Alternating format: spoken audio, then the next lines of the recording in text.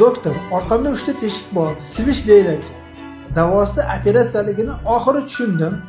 Sizda qildirsam boshimdan nimalar o'tadi? Biz birinchi o'rinda bemorni konsultatsiya jarayonini o'tkazamiz. Shikoyatlarni eshitib, instrumental va laborator tekshiruvlar asosida bemorga aniq tashxis qo'yib, jarrohlik amaliyotini tavsiya qilamiz. Tavsiyamiz ikki xil.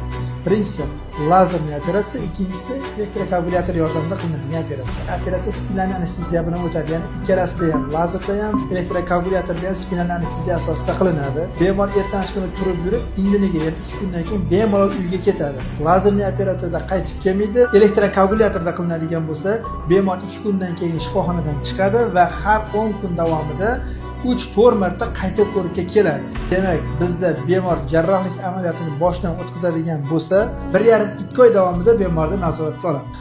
Agarda sizda ham svish kasalligi bo'lsa va bizda jarrohlik amaliyotini o'tkazishni xohlasangiz, izohlarda bir raqamini yozib qoldiring. Biz o'zimiz sizga kasallik va uni qanday davolash to'g'risida to'liq ma'lumotni beramiz.